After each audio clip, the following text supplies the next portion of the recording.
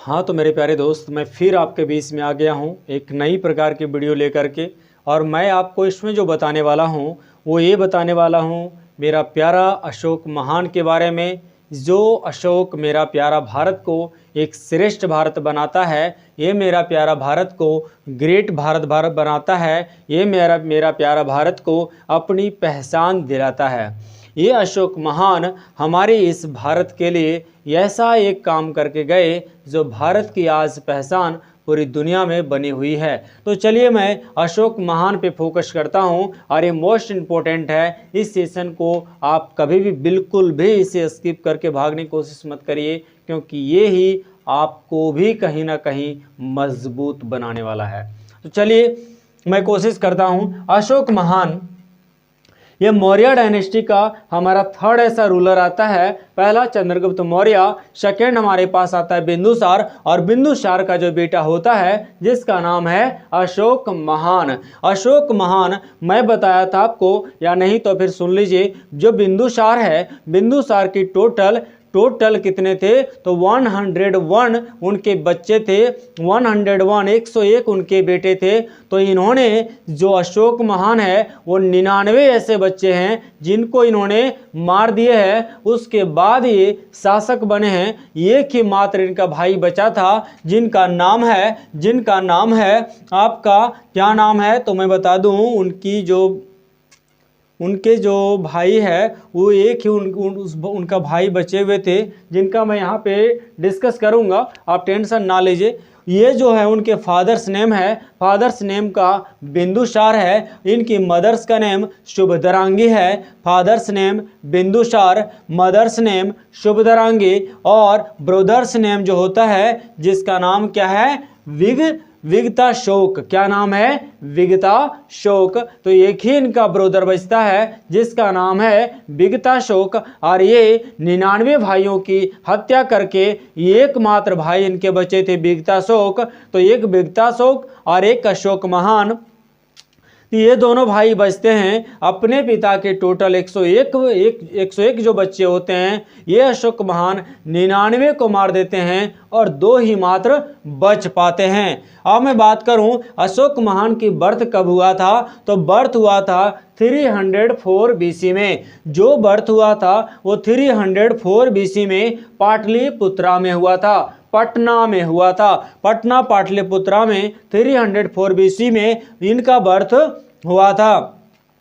अब मैं बात करूं कि इनके लिए जो कोरोनेशन कब हुआ था, राज्याभिषेक कब हुआ था, तो 269 BC में होता है। 269 BC में इसका राज्याभिषेक होता है और ये राजा बन जाते हैं। लेकिन कंफर्मेशन इसके लिए कब मिल गया था, तो ये कंफर्मेशन 273 BC में ही मिल जाता है राजा बनने के लिए। लेकिन क्या होता है, इस समय जो ड्यूरेशन में बहुत ज़्यादा वायलेंस देखने को मिलता है, जिससे अशोक महान अपने आप को थोड़ा सा अपना जो सेटअप है करने में लग जाते हैं, जिसके कारण इन्हें अपनी जो राजगद्दी है उसको पकड़ने में इन्हें 4 साल की टाइम पीरियड गैप चला जाता है।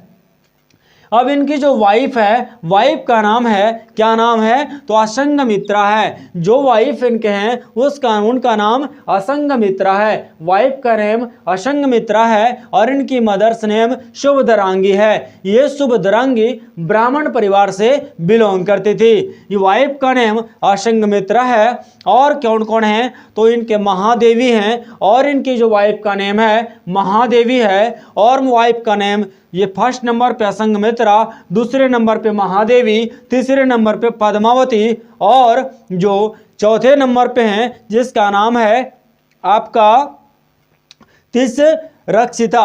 क्या नाम है? तिस्रक्षिता। तो उनके टोटल 4 ऐसे वाइफ हुए। और ये 4 वाइफ से ये किससे पता चलता है, तो जो हमारे बौद्ध के जो सारे जो ग्रंथ है, तो बौद्धिस्ट ग्रंथों से ये पता चलता है कि इनके 4 ऐसे बीवी थे। बट बहुत सारे लोगों की मान्यता यह है कि नहीं, एक ही इनके वाइफ थे जिनका नाम क्या है, तो कारुबाकी है, जिनका नाम क्या है, कारुबाकी है। और ये किससे पता चलता है, कौशाम्बी अभिलेख से पता चलता है, जो इलाहाबाद है, जो प्रयागराज प्रेजेंट टाइम में है, वहां पे कौशाम्बी एरिया है।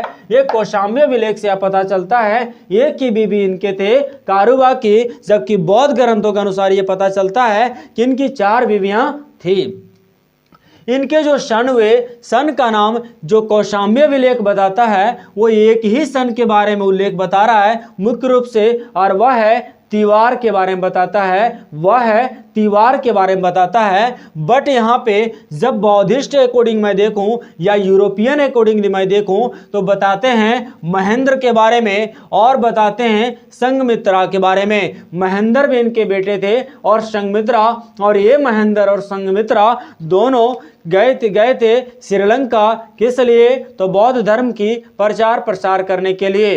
बात बता दूं कि जो हमारे गौतम बुद्ध हैं, सॉरी, ये जो हमारे अशोक महान हैं, अपने जीवन में सबसे प्रारंभ में लॉर्ड शिवा को मानते हैं। बट ये कलिंग का जब बैटल होता है और खून खराबा को देखते हैं, लाखों मौत की ढेर को देखते हैं, तो इनका हृदय परिवर्तन हो जाता है। और हृदय परिवर्तन होने के बाद लॉर्ड शिवा को त्याग करके ये अपनी न्यू धर्म को पकड़ते हैं और ये न्यू धर्म बौद्ध धर्म को अपनाते हैं। और ये बौद्ध धर्म की शिक्षा उपगुप्त से लेता है। और ये उपगुप्त कौन होते हैं, तो गौतम बुद्ध का फ्रेंड होते हैं। और वो गौतम बुद्ध के फ्रेंड से ये नॉलेज लेने के बाद क्या करते हैं, तो बौद्ध धर्म को स्वीकार कर लेते हैं। तो सन का नेम तिवार है। टाइटल जो इन्हें दिया गया है वो देवनाम प्रियदर्शनी के नेम से दिया गया है। देवनाम प्रिय का मीन्स होता है एक ऐसा पर्सन जो देवों को प्रिय है, गॉड को भी प्रिय लगता है, गॉड को भी अच्छा लगता है। तो ये देवनाम प्रियदर्शनी जो नेम दिया गया है, ये इसका मीनिंग, ये इनका टाइटल है, ये इनका टाइटल है और ये सारे लोगों ने इन्हें दिए हैं। अब मैं बात करूं अशोक नेम जो मिलता है, अशोक जो इनका नेम मिलता है वो मिलता कहां से है, तो सबसे पहला गुर्जरा अभिलेख से मिलता है। गुर्जरा कहां पे पड़ता है, तो मध्य प्रदेश में मिलता है। और ये गुर्जरा अभिलेख से अशोक नेम देखने को मिलता है। उसी प्रकार मास्की अभिलेख ये कर्नाटका में है और यहां से भी अशोक नेम देखने को मिलता है। फिर नेतुर अभिलेख ये भी कर्नाटका में पड़ता है, इससे देखने को मिलता है। फिर है उडेगुलान अभिलेख जो कर्नाटका में पड़ता है और यहां से भी अशोक नेम देखने को मिलता है। साथ ही साथ पुराणों में बात करूं तो पुराणों में जो लिखा गया है इनका नेम अशोक वर्धन बताया गया है। पुराणों में जो बताया गया है इनका नेम अशोक महान का अशोक वर्धन बताया गया है। कलिंग का जो बैटल जो इनका सबसे फेवरेट रहा वो 261 बीसी में कलिंग का बैटल लड़ते हैं और कलिंग का बैटल में अपनी पूरी जीवन का पूरी तरह से ताकत का यूज करते हैं और बहुत सारे लोगों को मौत की घाट उतार देते हैं और ये जीत तो जाते हैं 261 बीसी में कलिंग पे।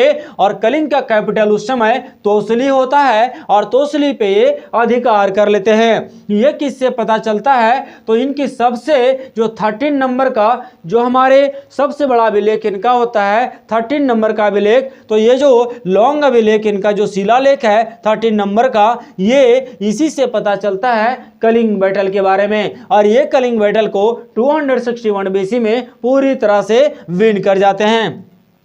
आफ्टर क्या होता है, ये बौद्ध रिलीजन में चेंज कर लेते हैं क्योंकि जब वहां पे सारे जो सोल्जर के इन्होंने मौत ही मौत का सारी खून की नदियां जब बहा देते हैं अशोक महान, तो उनकी बीवियां जो होते हैं और सारे जो महिलाएं और जो सारे वुमेन सारे गर्ल्स लोग जो थे सारे लोग उनके पास आते हैं और कह देते हैं डायरेक्टली कि जिस तरह से आपने पूरी दुनिया के जिस तरह से मेरे दुनिया को आपने मिटा दिया उस तरह से अब मुझे भी मिटा दो।